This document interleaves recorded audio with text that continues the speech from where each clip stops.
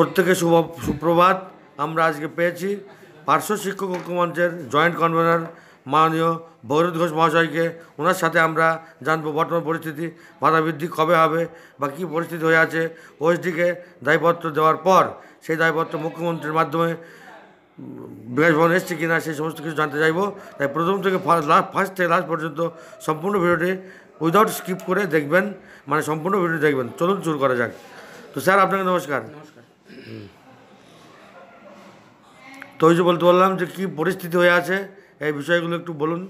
পরিস্থিতি একই রকম রয়েছে, সে অর্থে কোনো পজিটিভ জায়গা এখনো পর্যন্ত যে খুব হয়েছে তা নয়, তবে চেষ্টা চলছে। মাননীয় ওএসডি মহাশয়কে আমরা যে পেপারসগুলো দিয়ে এসেছিলাম সেগুলো শিক্ষা দপ্তরে পাঠানো হয়েছে, কিন্তু শিক্ষা দপ্তর থেকে এখনো পর্যন্ত সিএমওর দপ্তরে কোনো রিপ্লাই আসেনি। আচ্ছা, আমি যে আপনাকে কী রয়েছে সেগুলো যাতে তাড়াতাড়ি জটগুলো খোলে সে বিষয়ে আমরা উদ্যোগ নিচ্ছি এবং আমরা প্রায়শই তার সঙ্গে যোগাযোগ করার চেষ্টা করছি, যাচ্ছি। সব মিলিয়ে একটা প্রচেষ্টা চলছে, কিন্তু কোনোটারই সমাধান সূত্র এখনো পর্যন্ত বের করা সম্ভব হয়নি। এই চ্যানেল কর্ণধার ইদ্রিস আলী শেখ, মানে আমি চরম অসুস্থ। এই বিষয়ে আপনি কি বলবেন? কি বারবার সকলের কাছে আবেদন করছি যে ইদ্রিস ভাই এই মুহূর্তে চরম অসুস্থতার মধ্যে তিনি রয়েছেন। তিনি আমাদের একজন লড়াকু শিক্ষক।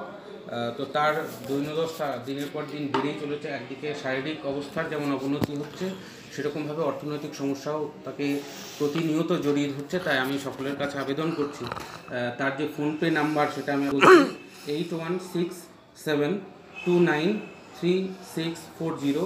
এই ফোনপে নাম্বারে আপনারা আপনাদের সাধ্যমতো তাকে সহযোগিতা করুন, আর অ্যাকাউন্ট নাম্বারটা বলো, যাতে তাকে আমরা ফিরিয়ে আনতে পারি এবং তার চিকিৎসার ব্যবস্থা যাতে আমরা করতে পারি। ঠিক সে কারণেই আমি আপনাদের সকলের কাছে করজোড়ে অনুরোধ করছি, আপনারা তাকে সাহায্যের হাত বাড়িয়ে দিন। তার অ্যাকাউন্ট নাম্বার হচ্ছে 0330001099124। আইএফসি কোড হচ্ছে 00333020। এটা হচ্ছে পিএনবি, পাঞ্জাব ন্যাশনাল ব্যাংকের অ্যাকাউন্ট। সেখানেও আপনারা দিতে পারেন, অথবা যে ফোনপে নাম্বারটা বললাম সেই ফোনপে নাম্বারের মাধ্যমে আপনারা তাকে অর্থ সহযোগিতা করে সে যাতে সুচিকিৎসা পায়, তাকে যাতে আমরা আবার স্বাভাবিক জীবনে ফিরিয়ে আনতে পারি, তার ব্যবস্থা আপনারা সবাই করবেন। এটাই আমি আপনাদের কাছে করজোড়ে অনুরোধ করছি। আপনারা আপনাদের যেটা সাধ্য সেই সাধ্য মতো দেবেন। এবারে একটা প্রশ্ন। তো বন্ধুরা, আপনারা অবশ্যই কেউ ফিরাবেন না, সকলে চেষ্টা করবেন 10 টাকা 20 টাকা থেকে শুরু করে যতটুকু পারবেন, যে মাসে পারবেন সে মাসে দান করবেন। কারণ এইটুকু করলে আপনারা ফকির হবেন না বা গরিব হবেন না, আবার না করলেও বড়লোক হবেন না। তাই একটু সহযোগিতা করবেন। এবার আপনারা জিজ্ঞেস করব যে অনেকে বলছে যে ভাতা বৃদ্ধি আর হবে না, যেটুকু হয়েছে এটুকুতেই শেষ। আপনি কি বলবেন? দেখুন, এই সরকারের প্রতি আমাদের আস্থা চিরকালই কম ছিল, তবুও আমরা একটা চেষ্টা করছি, একটা প্রচেষ্টা চালাচ্ছে। সবচেয়ে দুঃখের বিষয় সেটা হচ্ছে আমরা 6 তারিখের কর্মসূচিটা না করার জন্য অনুরোধ করেছিলাম, সেটার কোনো বিরোধিতা করিনি। তো সেটার এফেক্ট কিনা জানি না, যেহেতু তার সঙ্গে আমার সরাসরি সাক্ষাৎ হয়নি। ওএসডি কিন্তু তারপর থেকে আর আমাদের সঙ্গে খুব বেশি যোগাযোগ করছে এমনটি নয়। আমি বহুবার তাকে ফোন করেছি, সেইভাবে রিপ্লাই পাই না। SMS-এরও কোনো জবাব পাচ্ছি না। ফলে আরেকবার সাক্ষাৎ না হওয়া পর্যন্ত এটার বিষয়টা আমার কাছে অন্ততপক্ষে পরিষ্কার হচ্ছে। অনেকে বলছে, বিভিন্ন গ্রুপে লিখছে যে ঐক্যমঞ্চ বলে আর কিছু নেই। তাহলে ভগীরথ ঘোষ ঐক্যমঞ্চে রয়েছে, দাবি করছে ঐক্যমঞ্চ, তাহলে তো কিসের দাবি করছে? বা যেদিন দেখবেন যে ঐক্যমঞ্চ বলে কিছু নেই, সেদিন জানবেন যে পার্শ্ব শিক্ষকদের ভবিষ্যৎ বলেও কিছু নেই। কারণ ঐক্যমঞ্চ নড়াচড়া করলে সবার সারা শব্দ পাওয়া যায়, সেটা আপনারাও জানেন। আগামী দিনেও নিশ্চয়ই এরকমই দেখবেন হয়তো। এটুকুই বলার, পার্শ্ব শিক্ষক ঐক্যমঞ্চ যেদিন শেষ হয়ে যাবে সেদিন পার্শ্ব শিক্ষকদের ভবিষ্যৎটাও শেষ। একজন বন্ধু জিজ্ঞেস করেছিল যে ঐক্যমঞ্চে এখন কোন কোন সংগঠন রয়েছে? এখনও বিজেপি পার্শ্ব শিক্ষক মঞ্চ রয়েছে, আমাদের যে গ্রুপটা রয়েছে তারাও রয়েছে। একটা সংগঠন চলে গেল মানে পার্শ্ব শিক্ষক ঐক্যমঞ্চ শেষ হয়ে গেল, বিষয়টা এরকম নয়। আমরা যখন প্রথম শুরু করেছিলাম তখন অনেকগুলো সংগঠনই এসেছিলেন, তারা সবাই শেষ পর্যন্ত ছিলেন না। বিভিন্ন সময় তারা আমাদের আন্দোলনগুলোতে যুক্ত হয়েছে। আগামী দিনে যদি কারোর ভালো লাগে তারা আসবে, যদি না আসে তাহলে যারা আছে তারা থাকবে। তাহলে ঐক্যমঞ্চ যেরকম ছিল সেরকমই আছে, একদমই অটুট ছিল, অটুট আছে, অটুট থাকবে। আর ঐক্যমঞ্চ থেকে আমরা বহু পার্শ্ব শিক্ষকের পাশে দাঁড়িয়েছি। আমাদের যে ফান্ড রয়েছে সেই ফান্ড নিয়ে আমরা আমাদের সাধ্যমতো বহু পার্শ্ব শিক্ষককে আমরা সহযোগিতা করেছি। তার আপডেট আমরা খুব তাড়াতাড়ি আমাদের সে তো আমাকেও করেছেন এই তো কদিন আগেও। তার মানে ঐক্যমঞ্চের কাজ চলছে, সাধ্যমতো চেষ্টা করা হচ্ছে পাশে দাঁড়ানো। এই রিসেন্টলি আমাদের ব্লকের শওকত আলী মোল্লা এবং আমি ইদ্রিস আলী শেখ দুজনকে 5,000 করে 10,000 দিয়েছে।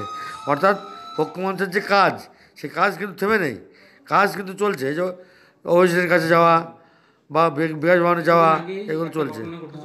নদিয়া জেলার হাঁসপুকুরিয়া ওখানে একজন মাস্টারমশাই রিটায়ার করেছেন, তার সমস্ত টাকা আগস্ট মাস থেকে আটকে ছিল। তার সহজ টাকা বলতে কোন টাকা? রিটায়ারমেন্ট বেনিফিটের কোনো টাকা তিনি পাচ্ছিলেন না, না আইপিএফ এর টাকা, না তার গ্র্যাচুইটির টাকা। সেটা কিন্তু আমরা একদিনে সেটার সমস্যার সমাধান করেছি এবং পরের দিন তার অ্যাকাউন্টে টাকা ঢুকে গেছে। অতএব পার্শ্ব শিক্ষক ঐক্যমঞ্চ জীবিত ছিল, আছে, থাকা। তো আরেকটা সমস্যা রয়েছে, সেটা হচ্ছে অনেকজন কেসের মাধ্যমে নিয়োগ হয়েছিল 11 সালে সম্ভবত, আল খাতিবরা। ওদের এখন আমরা যে পাই বা হাই স্কুলে যে টাকাটা দেয় সেটা না পেয়ে আল খাতিব শেখ হাতিশালা হাই স্কুলের শিক্ষক, পার্শ্ব শিক্ষক, উনি 7,000 সামথিং পান। ওনার বিষয়টা আপনারা কেন দেখছেন না? সেটা আমরা বারবার এসপিডির কাছে বলেছিলাম, মন্ত্রীকে বলেছিলাম, কিন্তু সেটার কোনো সমাধান হয়নি। কেন হচ্ছে না কেন? তো খাতিব বলছে যে এটা কোনো সমস্যাই নয়, সমস্যা তো সলভ আছে। যে কোনো সমস্যা না থাকতো ওনারা বহুত চেষ্টা করেছেন, বিভিন্নভাবে চেষ্টা করেছেন। আমি চাই সেটার সমাধান হোক এবং আগামী দিনে যদি আমি বিকাশ ভবন যাই তাহলে বিষয়টা নিশ্চয়ই দেখি। আচ্ছা, তাহলে পার্শ্ব শিক্ষকদের এই যে 6 তারিখে সমাবেশ, এটা কি ক্ষতি হয়েছে বলে আপনার? বলছি না, যেহেতু কাছে নেই, যেহেতু 6 তারিখ রাত্রেবেলা থেকেই মাননীয় ওএসডি আমাদের সঙ্গে কোনো রকম যোগাযোগ রাখছে না এক প্রকার, সেখানে বিষয়টি সন্দেহ। কিন্তু অন্য সূত্র থেকে শুনছি, বলছে ওরা জেনে গেছে ভৈরত ঘোষ বিজেপি করে, তাই ভৈরত ঘোষের বোঝা ধরছে না। সিপিএম করতে বলুন। ভগীরথ ঘোষ একসময় সিপিএম করতো। যখন আমরা 32 দিনের অনশন কর্মসূচি করেছি তখন আমাদেরকে তকমা লাগানো হয়েছিল আমি সিপিএম করি। তারপরে যখন আমরা করলাম তখন আপনারাই বলেছিলেন যে ভগীরথ বিজেপি করে। অনেকের কাছ থেকে শুনতে পাচ্ছি, এখন আবার অনেকের কাছ থেকে শুনতে পাচ্ছি যে আমি নাকি তৃণমূলও করছি। আমি একসময় শুনেছিলাম আমি মধুমিতাদির লোক,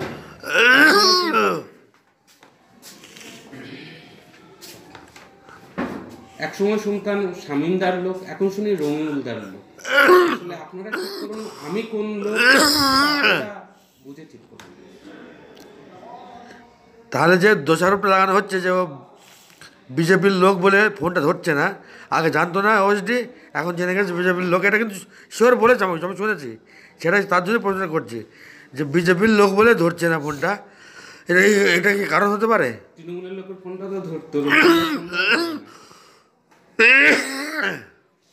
রঙিলদার ফোনটা তো ধরে না, সেও তো তৃণমূল করে, মানে বিজেপি করে না। তাহলে সব মিলিয়ে দাবি আদায়ের বিষয়টা কোন জায়গায় দাঁড়িয়ে এখনো পরিষ্কার নয়। দাবি আদায়ের তো বেশ সময় হয়ে গেল, কারণ 2011 সালে ক্ষমতায় এসে 2018 সালে ভাতা বৃদ্ধি করেছিলেন, আমরা করিয়েছিলেন। যা হোক, মুখ্যমন্ত্রী করিয়েছিল এবং এই রাস্তাতে ঠিক আছে, তাই হোক। তাহলে আবারও তো সেই 7 বছর গ্যাপ হতে চললো, তাহলে কি ভাতা বৃদ্ধির টাইমটা হয়ে গেল না? 7 বছর পরে হয়েছে মানে আবার 7 বছর পরে হবে, এটা কথা নয়। ভাতা বৃদ্ধি প্রতি বছর হওয়া উচিত, সেটা অবশ্যই, হ্যাঁ, এটা প্রতি বছর হওয়া উচিত। ওই 3% ইনক্রিমেন্টে আর যাই হোক জল গরম হয় না। পার্শ্ব শিক্ষকদের ভবিষ্যৎ দিনের পর দিন তিমিরেই চলে যাচ্ছে, অতএব অবিলম্বে ভাতা বৃদ্ধি এটা দরকার। অবশ্যই। তো কত ভাতা বৃদ্ধির দাবি করবেন যদি জিজ্ঞেস করা হয় আপনাদের?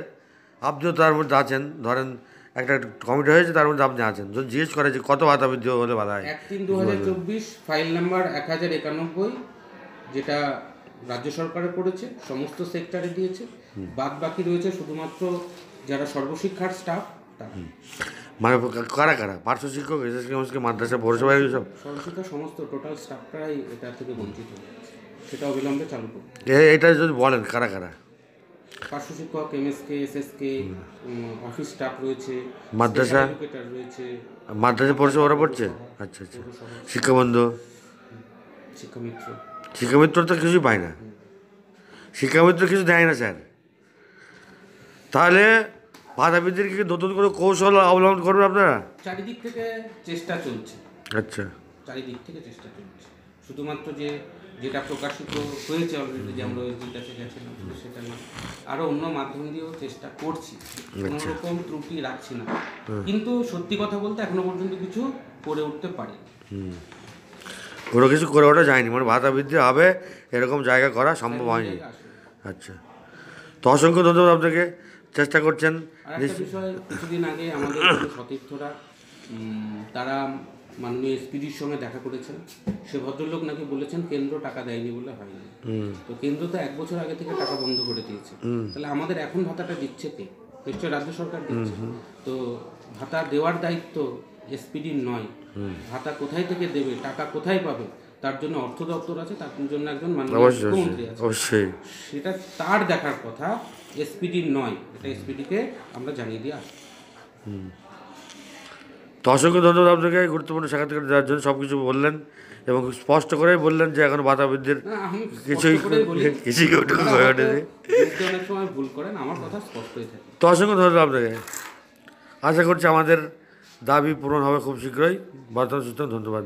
যে সমস্ত বন্ধু ভিডিওটি দেখছেন তাদেরকে বলবো, প্রথমত আমাকে একটু হেল্প করবেন, আর এই ভিডিওটা সমস্ত হোয়াটসঅ্যাপ ফেসবুক গ্রুপ যত আছে পার্শ্ব শিক্ষকদের, তাদের সমস্ত গ্রুপে পাঠাবেন। সকল দায়িত্ব নেবেন এটা পাঠানোর, কারণ দরকার। দেখুন, আমি কিন্তু চেষ্টা করছি অসুস্থ হওয়া সত্ত্বেও যাতে আমাদের দাবিটা আদায় হয়, তার চেষ্টা করছি। কারণ যে দাবি আদায় সব থেকে বেশি প্রয়োজন আমার, কারণ আমি চরমভাবে মানে অসুস্থ আর কি। তো আপনারা চেষ্টা করুন, আপনারা ভিডিওটা সমস্ত হোয়াটসঅ্যাপ ফেসবুক গ্রুপে শেয়ার করবেন, যাতে সমস্ত মানুষ, সমস্ত পার্শ্ব শিক্ষক শিক্ষিকা এই ভিডিওটি দেখতে পারে এবং সঠিক খবরটা পেয়ে যায়।